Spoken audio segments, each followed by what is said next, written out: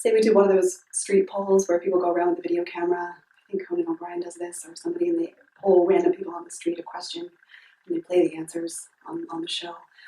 If we did that and we asked people on the street, what is love? It's unlikely, actually, that anybody would be able to give us a clear answer. Some people might say, well, that's that feeling when your heart's pounding and your palms are sweating and you've got butterflies in your stomach and you're tongue-tied. If you stop and think about it, it's like, is that really love? Because that doesn't sound awesome. It sounds like you're getting sick. Or they might say, you know, I don't want to be with somebody all the time, except for once in a while I don't want to be with them at all, and I want a whole weekend with just my friends, and I don't want to see the person ever. I think that's love. Right? So for all that we're thinking about it and talking about it and watching movies about it and hearing songs about it, it's kind of unclear what it actually is. You know, what would people say that love actually is?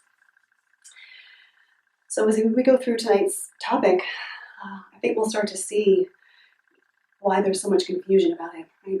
Buddhism has a pretty unique, I think, and wonderful view of what love is, and then why it is that we get a little mixed up about what love is and what it's supposed to feel like, and so on and so forth. So I was preparing for the class, and I was looking at some of the topics, and I was thinking, you know, it's a wonder we're not more confused, actually. It's a wonder we have even a little bit of clarity about what love is when we actually look at, you know, what goes on in our mind in a lot of our close relationships with other people. Maybe you know from your experience, sometimes close relationships can get a little messy.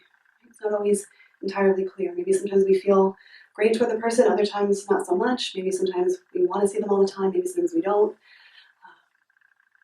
So we're going to look at why that actually is, and then how we can start identifying the various states of mind that arise in our close relationships, so we can start to increase the good ones that are positive, that benefit us and the other person, and then just wear away the not so good ones that cause us harm and mental suffering.